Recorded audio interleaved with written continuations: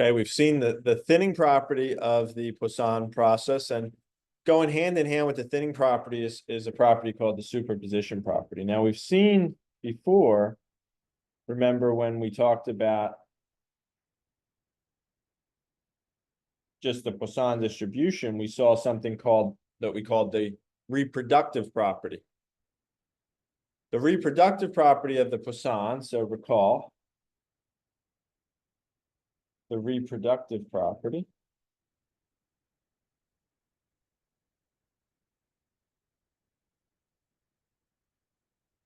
of the Poisson distribution is that if we have two random variables, x, Poisson lambda, y, Poisson mu, and x independent of y, those three ingredients tell us that the random variable we get by adding x and y is also Poisson, and its intensity is lambda plus mu.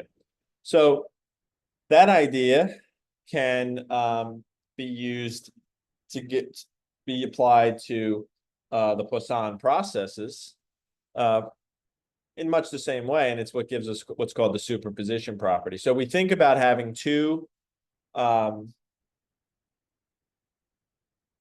independent Poisson processes. So let x and y be independent Poisson processes.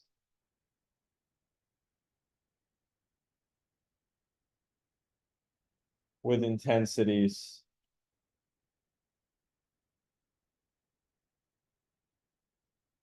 say lambda x and lambda y, respectively.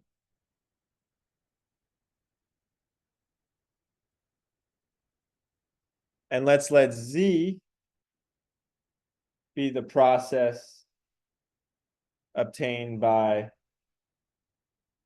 combining the hits or combining the points in X and Y.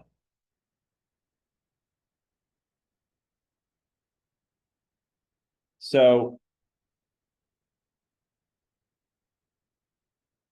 look at it this way. Two independent Poisson processes on the same, why am I doing it this way? On the same region. Okay, so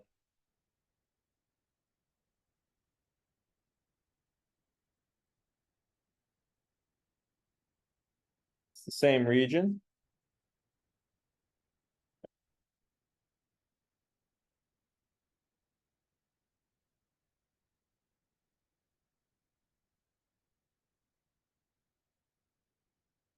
Okay. It's the same region. So X, we call this X, we call this Y. We'll call X, we'll make those points blue. And we'll make the Y points red. Okay. And then what Z is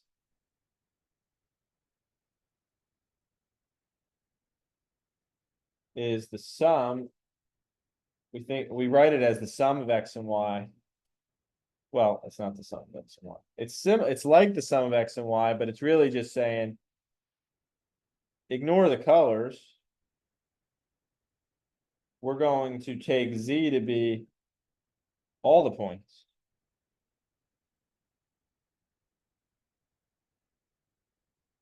Right, so they're the same exact points in the same space, but Z is we look at all the points and we forget about their color. Right, then in this case, Z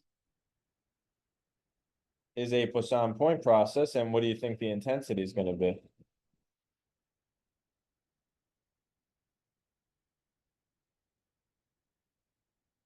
Well, the intensity by the reproductive property of Poisson is just going to be the sum of the intensities of the two processes that it's a superposition of. So we're thinking about superimposing two point processes on top of each other.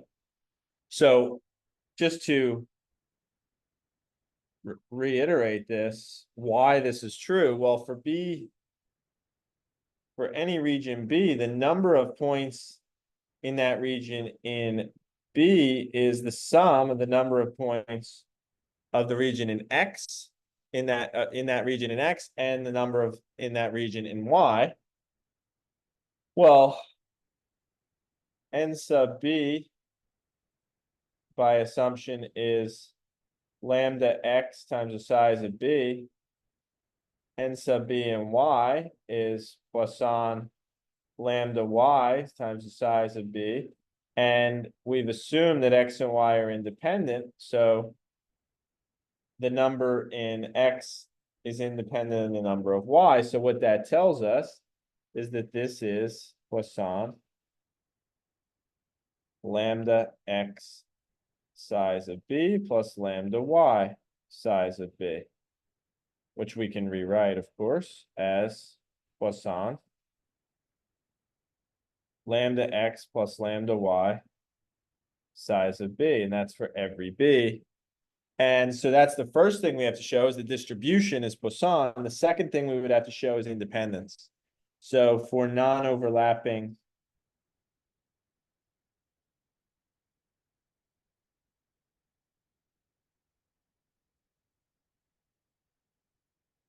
subsets of R,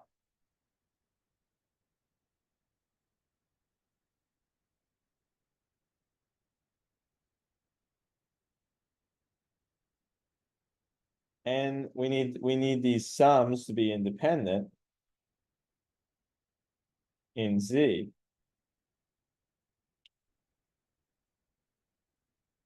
And that's true because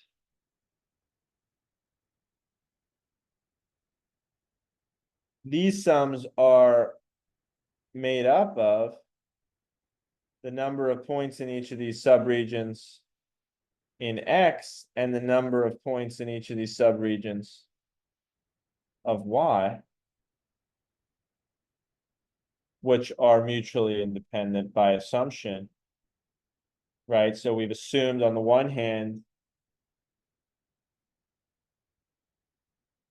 we've assumed within each process, it's a Poisson process, so non-overlapping regions, the numbers in non-overlapping regions are independent.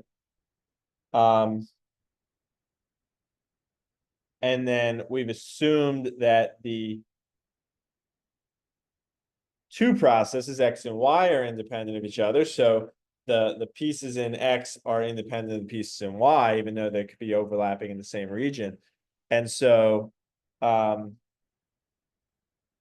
this tells us then that the number in a given region in Z is the sum of, first of all, it's the sum of independent quantities in itself. That's what allowed us to use the reproductive property up above to get this first property, superposition. And then now these consist of each of the counts in Bj for Z for all J, those consist of sums of independent variables, and so those are independent as well. And so we have what we need is independence, homogeneity, the Poisson distribution, and so we have a Poisson point process by combining two different ones together. So the superposition property and the thinning property kind of go hand in hand. They kind of go in reverse of one another. If you have a Poisson process, you could thin it, you could decompose it, thin it out by getting rid of points. If you get rid of them independently, that's the thinning property, you still get a point process. You can also take 2-point processes and make the process bigger, give it more points by if those two processes are independent, we combine them together and we get a Poisson point process by the superposition property. Okay. So that's the Poisson process. And we will probably we'll have the opportunity to revisit the Poisson process throughout the course. And it's a very important process in statistics. It comes up in a lot of applications, and it's certainly quite interesting from a mathematical and probability standpoint as well.